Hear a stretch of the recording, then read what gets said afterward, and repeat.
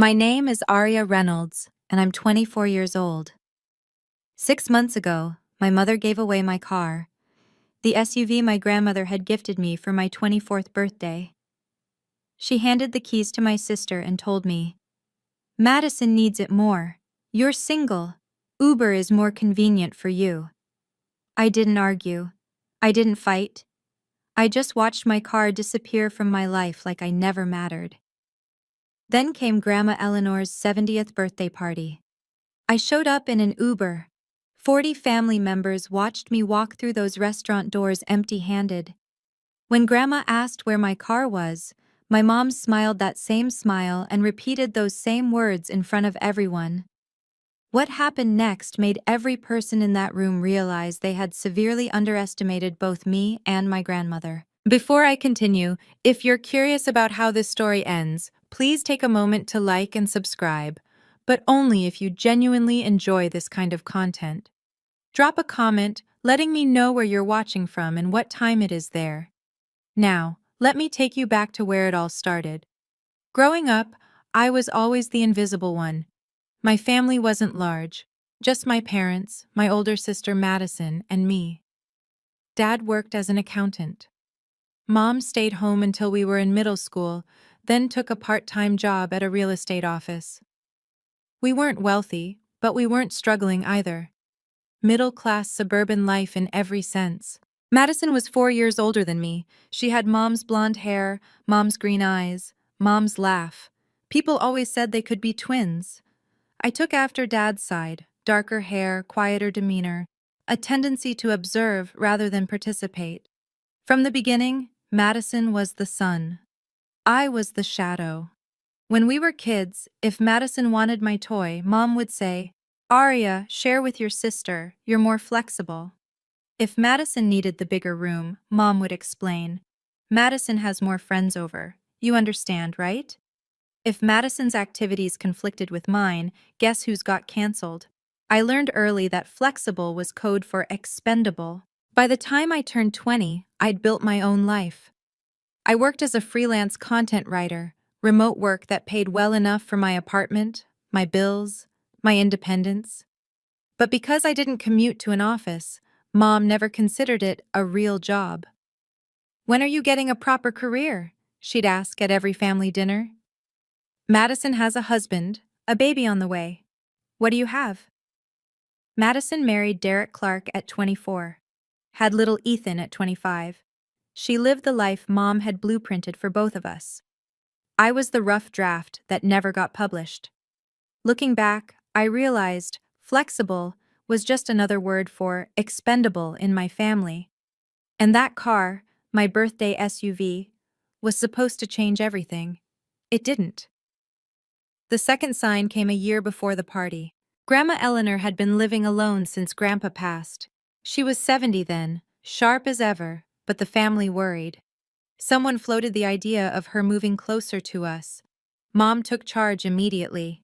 She called a family meeting, which meant her, Dad, Madison, and Derek sitting around our parents' dining table. I found out about it 3 days later, after all the decisions had been made. "We talked about Grandma," Mom mentioned casually over the phone. "Madison's going to check on her twice a month. Derek will handle any repairs at her place." I waited for my assignment. It never came. "What about me?" I finally asked. "I work from home. I could help with—" "Oh, sweetie, you're so busy with your little computer thing." Mom's voice dripped with dismissal. "Let Madison handle it. She's better with people anyway." Better with people. Right. What Mom didn't know was that I'd been video calling Grandma every Sunday for 2 years. While Madison's twice-a-month visits lasted 30 minutes max, Grandma and I would talk for hours. About Grandpa, about her garden, about the books she was reading. Once, during one of our calls, she said something I didn't understand at the time. "You remind me so much of your grandfather, Aria." Her voice was soft, thoughtful. "Quiet, but you see everything." I laughed it off then. I shouldn't have. Because Grandma saw everything too. Every phone call where Mom talked over me. Every holiday where Madison's family got the spotlight, every small cruelty disguised as practicality.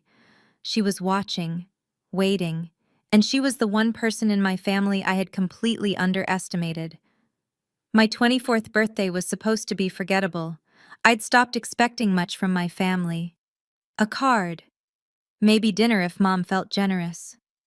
The bar was underground, and somehow they still found ways to trip over it. But that year was different. Mom called a week before. "Come to the house Saturday. We have something for you." I almost didn't go. Almost made up an excuse about work deadlines. But something in her voice, an unusual warmth, made me curious. The whole family was there when I arrived. Mom, Dad, Madison with Derek and baby Ethan. And in the driveway, wrapped in a giant red bow, sat a navy blue Honda CR-V. I stopped breathing. "Happy birthday, Aria." Mom handed me the keys, smiling like she'd invented generosity. "We wanted you to have reliable transportation." I remember my hands shaking as I took those keys. Madison had gotten her first car at 22, right after graduation. I was 24 and had been taking buses and Ubers for years. I'd stopped expecting equity, I'd stopped expecting anything.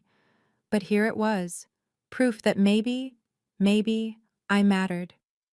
Grandma Eleanor stood by the garage, watching. When our eyes met, she smiled. Not her usual smile, something deeper, knowing. "Your grandmother wanted you to have a car," Mom added, almost as an afterthought. She thought it was time. I didn't catch the significance then. I should have. That car wasn't just transportation.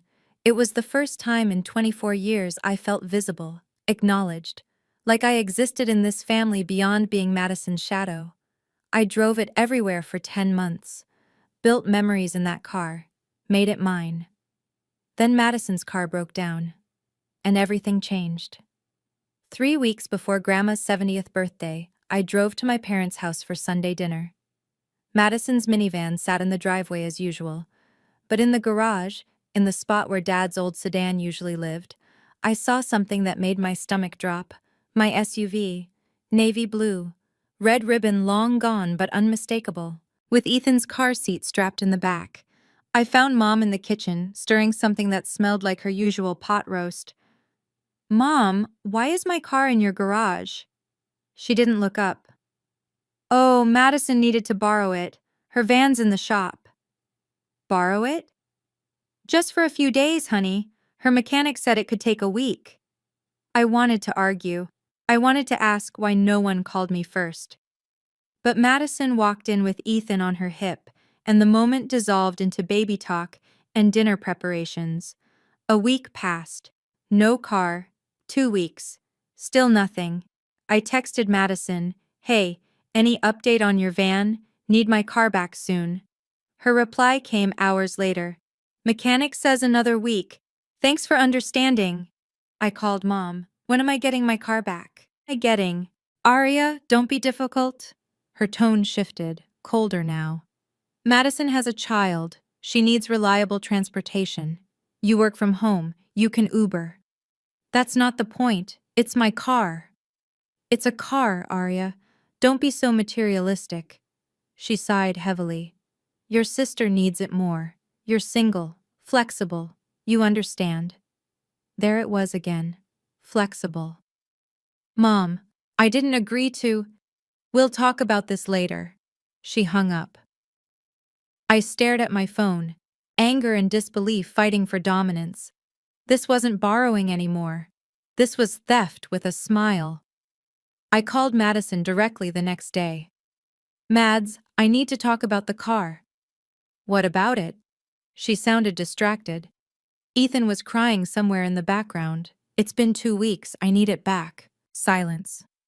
Then, "Mom said I could use it. I thought you were okay with it." "No one asked me if I was okay with it." "Well?" She paused.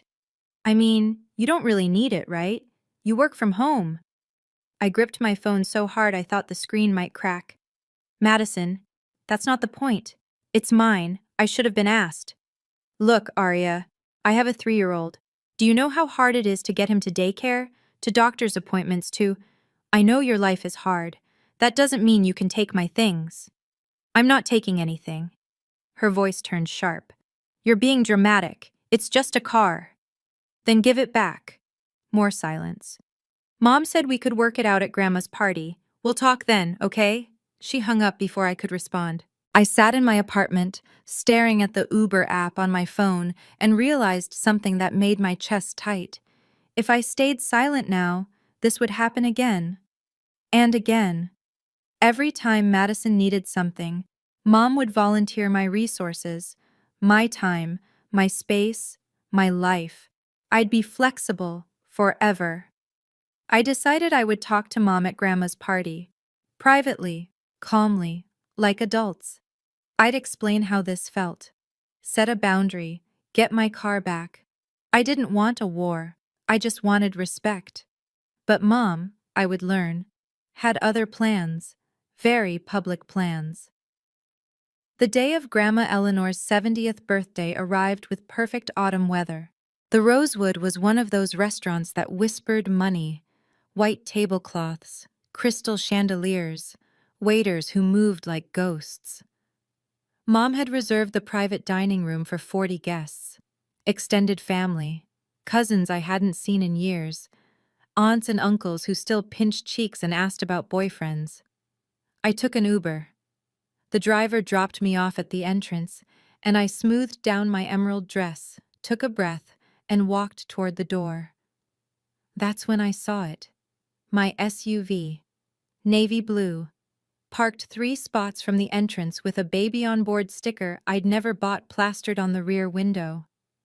Madison and Derek were just climbing out. Ethan squirmed in Derek's arms, fussing about his tiny bow tie. Madison spotted me and waved like nothing was wrong. "Aria, you look great. Did you Uber?" I forced a smile that felt like broken glass. "Convenient, right?" I managed. "So convenient." She didn't catch the edge in my voice, or maybe she just didn't care. "We should go in. Mom's been stressed about the seating chart all morning." Derek nodded at me, a brief, awkward acknowledgement, and they headed inside.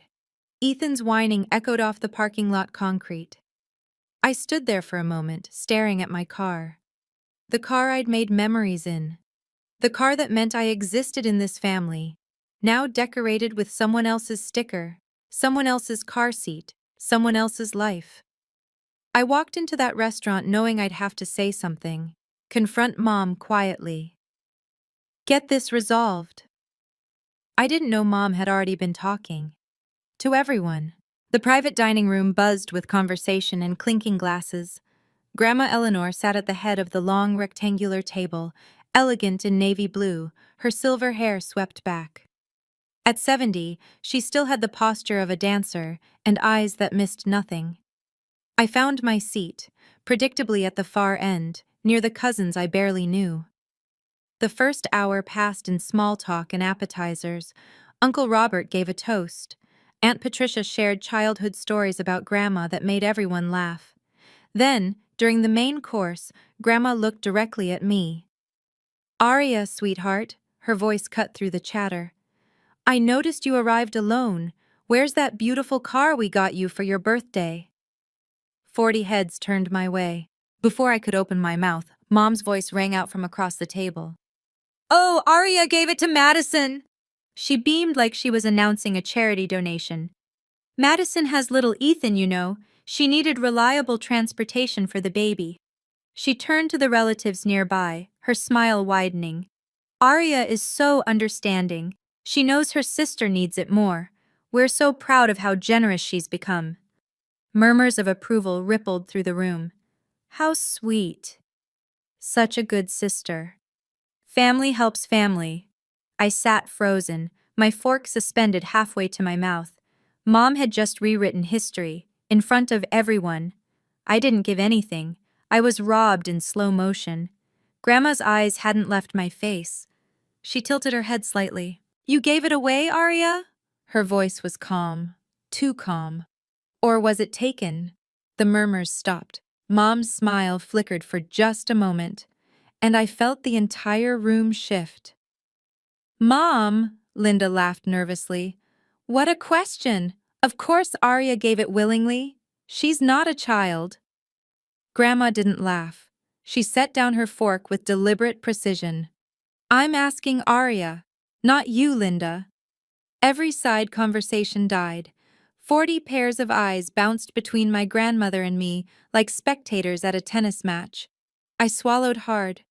My heart pounded so loud I was sure everyone could hear it. I started, then stopped. Looked at Mom's warning glare, looked at Madison's frozen expression, looked at Grandma's steady gaze. No one asked me, I finally said. I was told Madison was borrowing it, for a week. That was 3 weeks ago. 3 weeks? Grandma repeated. I tried to get it back. My voice grew stronger. Mom said Madison needed it more, because she has a family. Because I'm single. I paused. Because I'm flexible. The room had gone completely silent. Mom stood up, her chair scraping against the hardwood floor. This is a small family matter, everyone. Nothing to worry about. Small? Grandma's voice cut like ice. A car worth $30,000 is a small matter? Someone gasped. I think it was Aunt Patricia. Linda's face drained of color. Mother, can we please discuss this privately? You made it public, Linda. Grandma's eyes never wavered.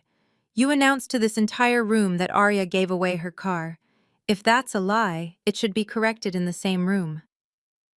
I looked at Grandma, really looked at her for the first time that night. This wasn't the sweet old woman who baked cookies and told stories about the war. This was someone else entirely, someone who had been watching, waiting, and her moment had arrived. Grandma turned to face my mother fully. Her movements were unhurried, controlled. Linda, let me ask you something. She folded her hands on the table. Do you remember coming to me last year, before Arya's birthday? Mom's jaw tightened. Mother, this isn't the time. Do you remember what you asked me for? Silence. Uncle Robert shifted uncomfortably in his seat. Aunt Patricia leaned forward, her brow furrowed. You asked me for money, Grandma continued, her voice carrying to every corner of the room. From the family trust. You said you wanted to buy Arya a car for her 24th birthday. A proper gift, you said, to show her she mattered. My breath caught in my throat. Mom's face had gone from pale to almost gray. You said, and I remember this clearly, Linda, you said you wanted to do something special for your younger daughter because you knew she often felt overlooked. Grandma's eyes hardened. Those were your exact words. Whispers erupted around the table. I saw cousins exchanging confused glances. Derek was staring at his plate like he wished he could disappear into it. So tell me. Grandma leaned forward slightly. What did you promise me in exchange for that money? Mother, please, what did you promise? Mom's lips pressed into a thin line. She looked around the room, at her siblings, at her nieces and nephews, at the 40 witnesses to her unraveling, and said nothing. Aunt Patricia spoke up softly. Linda, what is she talking about? I watched my mother struggle. For the first time in my life, I saw her without her armor of confidence and control. And I realized, the car wasn't just a gift from my parents. It never had been. I'll tell you what she promised. Grandma's voice was steady as steel. She promised that car would belong to Arya. Only Arya. She signed a paper saying so. The room erupted in murmurs. Mom's face contorted. That paper was it was a formality. For the trust records. The title of that car, Grandma interrupted, is in my name. Not yours, Linda. Not Arya's, mine. Because I paid for it. I felt like the floor had dropped out from under me. What? The word escaped before I could stop it. Grandma looked at me and her expression softened for just a moment. I wanted to give you something meaningful, sweetheart, but I know how your mother operates. She returned her gaze to Linda. So I kept the title in my name, and I made your mother sign an agreement stating the car was exclusively for you. Madison stood up suddenly, her chair nearly toppling. Wait, Grandma, I didn't know any of this. Mom told me Arya was fine with... Did you ask her? Grandma's question cut through Madison's protest like a blade. Did you call your sister and ask if you could have her car? Madison's mouth opened, closed, opened again. Mom said, you didn't ask. Grandma nodded slowly. You assumed. You took. Just like you were taught. Derek grabbed Madison's arm, trying to pull her back down into her seat. She resisted for a moment, then crumpled. I sat there, watching my family's carefully constructed narrative collapse in real time. Grandma had known. She'd prepared. She'd waited. And she still wasn't done. Robert, she called to my uncle. Did you bring what I asked for? My heart stopped. Mom moved fast. Before Uncle Robert could respond, she stepped away from her chair, hands raised in a calming gesture. Everyone, please, let's not blow this out of proportion. Her voice had shifted, soothing now, reasonable. This is a family disagreement about a car, that's all. She turned to address the wider table, making eye contact with aunts, uncles, cousins. Aria works from home. She doesn't need to commute. Madison has a toddler who needs to get to daycare, to doctors, to... Linda. Grandma's voice was a warning. Mom ignored her. I made a practical decision for my family. Madison has responsibilities. Aria is young, single, flexible. She can adjust. That's what family does. Some heads nodded. I saw my Aunt Carol whisper something to her husband. And frankly, Mom continued, gaining confidence, I don't think we need to air private matters in front of everyone. This is between my daughters and me. Derek finally spoke up, his voice hesitant but supportive. I agree. This seems like something that could be discussed later. Later? Grandma laughed. A short, sharp sound. Linda has been discussing it later for 3 weeks while driving around in a car that doesn't belong to her daughter. Mother, please. Mom's calm was cracking. You're embarrassing yourself. The room went cold. Grandma rose slowly from her seat. At 70, she still stood tall, shoulders back, chin lifted. I'm embarrassing myself? She repeated each word distinctly. You stole from your own child and announced it as generosity. And I'm the embarrassment? Nobody moved. I saw Aunt Patricia's hand cover her mouth. Uncle Robert was already reaching for something beneath the table. Mom had miscalculated. Badly. Mom's composure finally snapped. You know what? She spun toward me, finger pointing. This is your fault, Aria. You always do this. I flinched. You sit there, quiet as a mouse, and then act surprised when things don't go your way. Her voice rose. You never speak up. You never participate. You just sulk in corners and expect everyone to read your mind. Linda. Dad tried to intervene. No, Richard. Someone needs to say it. Mom's eyes were wild now. Madison has been carrying this family. She has a husband, a child, real responsibilities. Aria sits at home typing on her computer and calls it a career. The words hit like punches. Your sister sacrifices every day for her family. What do you sacrifice, Aria? Nothing. You give nothing. Tears burned behind my eyes, but I refused to let them fall. Not here, not in front of everyone. Sisters help each other. Mom's voice dripped with righteous anger. Madison needed that car. A good sister, a real sister, would have offered it without being asked. I would have, I heard myself say, if someone had asked. Don't play victim. It doesn't suit you. Madison sat frozen, staring at the tablecloth. Derek had his arm around her, but looked like he wanted to be anywhere else. I was about to stand up, about to walk out and never look back. Then another voice cut through the tension. That's enough, Linda. Aunt Patricia was on her feet, her face flushed with anger. I sat through this exact treatment when we were kids. I won't watch you do it to your daughter. Mom's head whipped toward her sister. Patricia, stay out of this. No, Patricia's voice was firm. Not this time. Aunt Patricia walked around the table toward my mother. I was the flexible one in our house, Linda, remember? Her voice was steady but carried decades of weight. You got the bigger room, the newer clothes, the later curfew. And every single time I complained, Mom and Dad said I should be more understanding. Mom's jaw clenched. That has nothing to do with— It has everything to do with this. Patricia stopped next to Grandma's chair. I spent years in therapy learning that what happened to me wasn't normal. And now I'm watching you do the exact same thing to Arya. The room was cemetery silent. She's not being selfish for wanting her car back. Patricia's eyes swept across the table. She's not being difficult.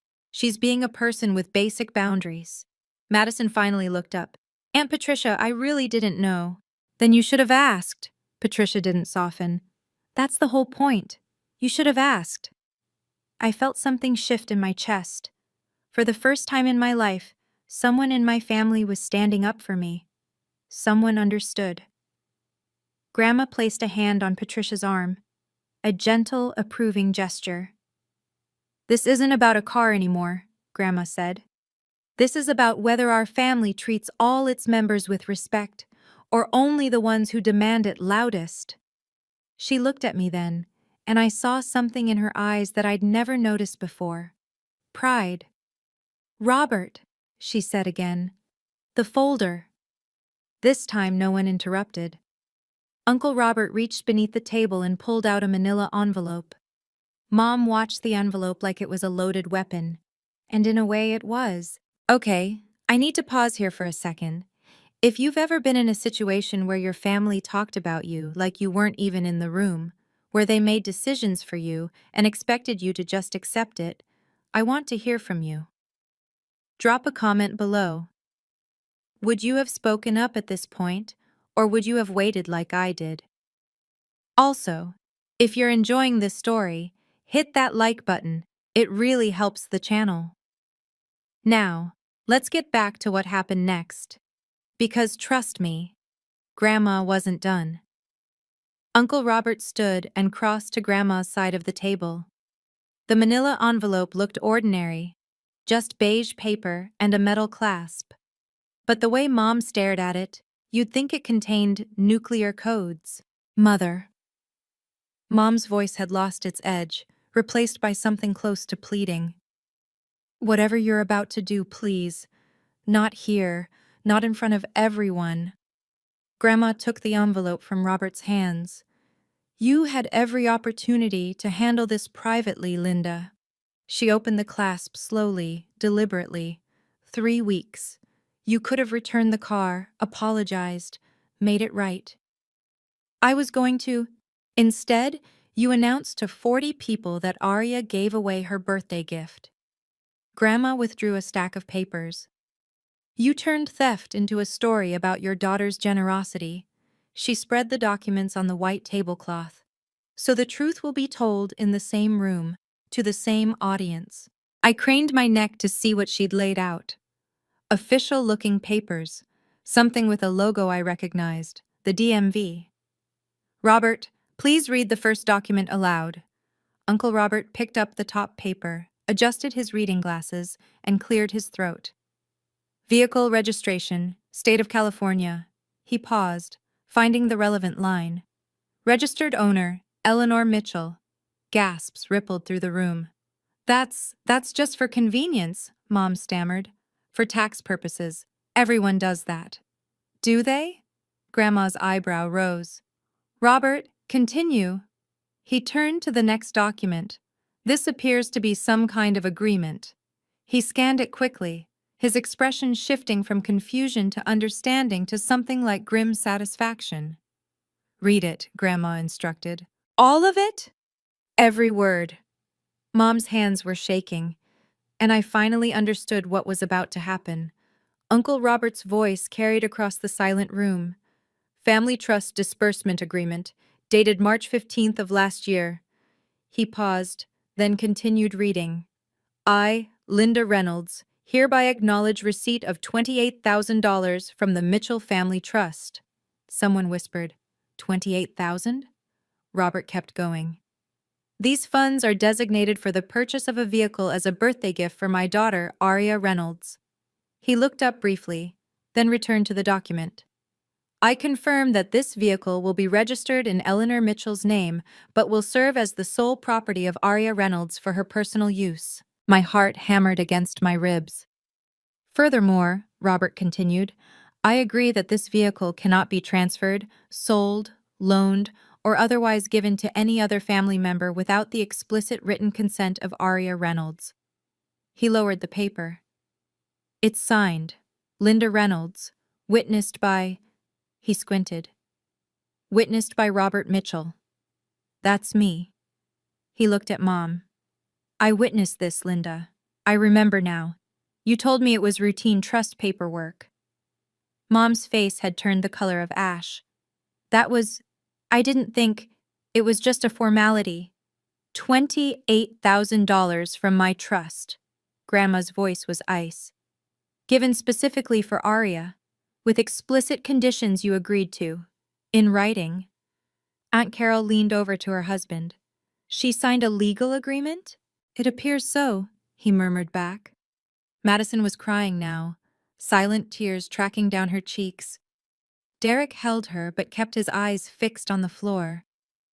Do you understand now? Grandma addressed the room. This wasn't a family car that Linda could redistribute as she pleased. This was Aria's property, funded by me, protected by contract. She paused. And Linda took it anyway. There's more. Grandma gestured for Robert to continue. He pulled out another sheet, this one handwritten, the ink slightly faded. This appears to be a personal letter of commitment. Robert examined it closely. Also signed by Linda. Mom made a sound like a wounded animal. I don't see why. Read it, Robert. He cleared his throat and began. To Mother. I promise that the car purchased with your gift will remain Aria's and Aria's alone. I understand that she has often felt overlooked in our family, and I want this gift to show her that she matters. I will never take this car from her or allow anyone else to use it without her explicit permission. Robert's voice cracked slightly. I am grateful for your generosity and will honor this commitment. Your daughter, Linda. The room was frozen. I couldn't breathe, couldn't think. My mother had written those words, acknowledged that I felt overlooked, promised to do better, and then broke every single promise. That letter, Grandma said slowly, was your idea, Linda, not mine. You wanted to put your commitment in writing to show me you understood. Mom's lips moved, but no sound came out. Did you lie to me then?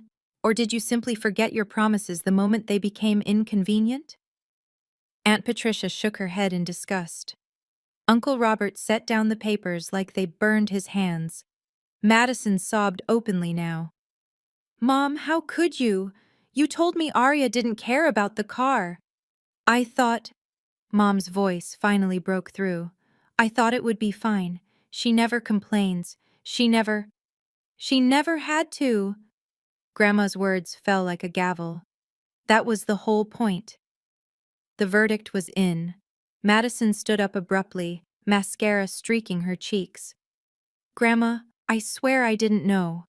Her voice was raw, desperate. Mom told me Aria said yes. She said Aria thought it made more sense for me to have it because of Ethan. Grandma regarded her eldest granddaughter without warmth. And you believed that without question? Did you call your sister? Text her? Send a single message asking how she felt? Madison's mouth opened. Nothing came out. You didn't. Grandma nodded slowly. Because it was easier not to ask. Easier to accept what benefited you and assume everyone else was fine. Derek tried to intervene. Eleanor, surely we can discuss this somewhere more private. Private? Grandma's laugh was razor sharp. Your mother-in-law announced Aria's generosity to every person in this room. She made a public statement. A false one. She swept her gaze across the 40 faces watching in stunned silence. This was made public, so it will be resolved publicly. Linda humiliated Aria in front of everyone. The truth deserves the same audience. Several relatives nodded. I saw Aunt Patricia's hand reach for mine under the table, squeezing gently. Arya didn't give away anything. Grandma's voice rose. She was robbed by her own mother and sister, in broad daylight, and then blamed for being upset about it. Mom, I'm so sorry. Madison turned to me, tears flowing freely. I really am. I should have asked. For the first time that evening, I saw something genuine in my sister's face. Not the entitled assumption I'd grown used to. Something closer to shame. I didn't respond. Couldn't yet. Because Grandma was reaching for one final document, and I knew we weren't done. Grandma rose from her chair. At 70 years old, standing at the head of that long table in her navy blue dress, she looked like a queen about to deliver a royal decree. Here is what will happen. Her voice left no room for negotiation. The car will be returned to Arya tonight, before anyone leaves this restaurant. Mom's head snapped up. Tonight? But Madison needs to figure out her own transportation, like every other adult. Grandma turned to my sister. Madison, the keys. Now. For a moment, I thought Madison would argue. Her jaw tightened. Derek's hand gripped her shoulder. Then she reached into her purse and pulled out a keychain. My keychain. The one with the small silver compass charm I'd bought at a flea market the week after I got the car. She walked toward me, each step heavy. I'm sorry, Arya. Her voice was barely a whisper. I really am. She placed the keys in my palm. The metal was warm from her purse. Familiar weight. My keys. My car. Mine again. Thank you, I said quietly. Just 2 words. That was all I could manage. Grandma nodded, satisfied. And Linda. She turned to my mother. You owe your daughter an apology, not for the car, for the way you've treated her, for making her invisible in her own family. Mom stood rigid, her face a battlefield of emotions. Shame, anger, defiance, fear. Linda, Grandma's voice hardened. Now! 40 people held their breath, and my mother, for perhaps the first time in her life, had absolutely nowhere to hide. Mom's face had turned the color of old brick, flushed, mottled, barely contained. Arya. The word came out tight, forced. I apologize. I should have asked you before letting Madison use the car. That was it. A thin, technical admission. Nothing real. Grandma's eyes narrowed. That's your apology? For 3 weeks of theft? For lying to everyone here? For humiliating your daughter in front of her entire family? I said I was sorry. You said words. There's a difference. The tension in the room was unbearable. I could hear someone's watch ticking 3 seats away. But something had shifted in me during the past hour. I'd watched my mother lie, deflect, attack, and finally squirm under the weight of truth. I'd seen who she really was. And I realized I didn't need a genuine apology from her. I needed boundaries. Mom. I stood up, keys still clutched in my hand. I accept your apology. Relief flickered across her face. But I need you to understand something. I kept my voice steady, professional, the tone I used with difficult clients. From now on, any decision that involves me, my property, or my life, you ask me directly, not through Madison, not through Dad, me. Arya, you don't decide for me anymore. I held her gaze. I'm not the flexible one. I'm not the backup option. I'm your daughter, and I deserve to be asked. The room was silent. Grandma watched me with something I'd never seen directed at me before. Pride. Real, unconditional pride. That's my granddaughter, she said softly. And for the first time in 24 years, I felt like I actually existed in this family. Grandma wasn't finished. She waited until I sat down, then addressed the room again. There's one more matter to discuss. Mom groaned. Actually groaned, like a teenager being scolded. The Mitchell Family Trust. Grandma folded her hands. As most of you know, your grandfather established this trust before he passed. It was meant to help future generations of our family. Nods around the table. This was common knowledge. Until now, I've distributed trust funds through my children, Linda, Robert, and Patricia. They submitted requests on behalf of their families, and I approved or denied them. She paused, letting the words settle. That ends today. Mom's head snapped up. What? From this point forward, I will work directly with each grandchild. No intermediaries, no parents deciding who deserves what. Her gaze swept the table, landing on each cousin in turn.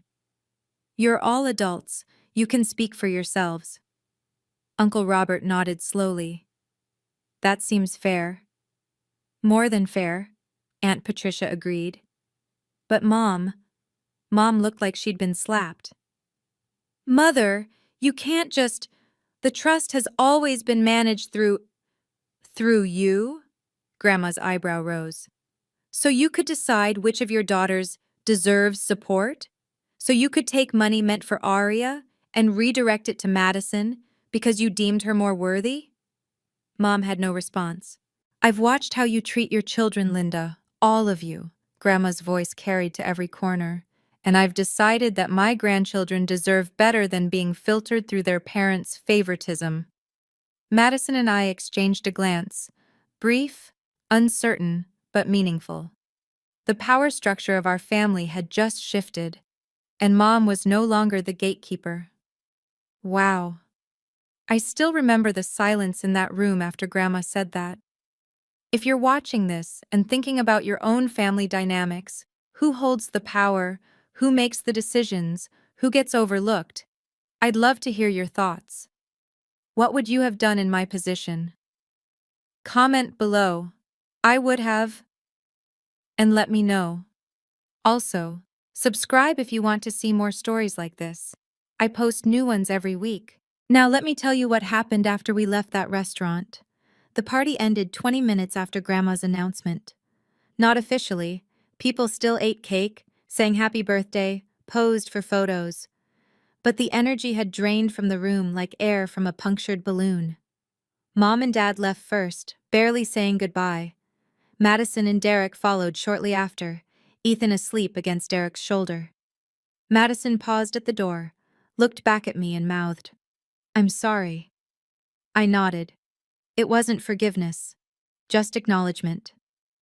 Aunt Patricia found me in the parking lot, standing next to my car, running my fingers along the door handle. "You okay, sweetheart?" "I don't know." I laughed weakly. "Is this what normal feels like? I've been invisible so long I forgot." She pulled me into a hug. Tight, warm. The kind of hug I'd stopped expecting from family. "You did the right thing tonight. Standing up for yourself. That took courage. Grandma did most of the heavy lifting. She set the stage, but you walked onto it." Patricia pulled back, holding my shoulders. "I'm proud of you, Arya, and I'm proud of who you're becoming." Uncle Robert shook my hand before he left. "Welcome to the club," he said with a wry smile. "The not the favorite club. Meetings are Tuesdays." I laughed for the first time all night. Grandma was the last one out of the restaurant. She walked slowly but steadily, waving off offers of help. "Drive safe, sweetheart," she said, patting my cheek. "Grandma, thank you for everything." "Don't thank me." Her eyes twinkled. "Just promise me you'll never be flexible again." "I promise." I drove home alone that night. Windows down, music up, mine. 2 weeks passed in uncomfortable silence. No calls from Mom, no texts from Madison. Dad sent one awkward message, "Hope you're doing okay," that I responded to with a thumbs up emoji. Then, on a Tuesday evening, Mom called. I stared at her name on my phone for 3 full rings before answering. "Arya?" Her voice was carefully neutral. "I think we should talk." "Okay." "I don't want this family to fall apart over a car." She sighed heavily. "It was a misunderstanding. Can we move past it?" A misunderstanding? You know what I mean. Things got out of hand. I shouldn't have brought it up at the party, and neither should your grandmother. I noticed what she didn't say. No acknowledgement of what she did wrong. No recognition that she'd stolen from me and lied about it. Mom, I'm willing to talk, but you need to understand. Good. She cut me off. Actually, before we meet, I wanted to ask you something. Here it comes. Has Grandma talked to you about the trust? About what she plans to do now that she's managing things directly? There it was. The real reason for the call. If you want to know about the trust, ask Grandma yourself. I'm asking you. Has she said anything about plans for the grandchildren? About distributions? My chest tightened with old, familiar disappointment. Mom, if the only reason you're calling is to find out if I'm getting money from Grandma, that's not... Then this conversation is over. I kept my voice steady. When you want to talk about what actually happened, I'll be here. Goodbye, Mom. I hung up before she could respond. Some things, I was learning, couldn't be fixed with a phone call. A month after the party, Madison texted me. Not about cars, not about Grandma or trusts or family drama. Just, can we get coffee? I need to talk. Really talk. I hesitated. Part of me wanted to ignore it, to protect the peace I'd finally found. But another part, a quieter part, remembered that Madison hadn't chosen to be the favorite any more than I'd chosen to be overlooked. We met at a small cafe near my apartment. Madison arrived looking exhausted, dark circles under her eyes, hair pulled back in a messy ponytail, nothing like the polished older sister I'd grown up envying. Thanks for meeting me. She wrapped her hands around her coffee cup. I wasn't sure you would. I wasn't sure either. We sat in silence for a moment. I've been thinking a lot since the party, Madison finally said, about everything, about how I never questioned things, about how I just took. Madison, let me finish. Her eyes met mine. I was always the priority. I got used to it.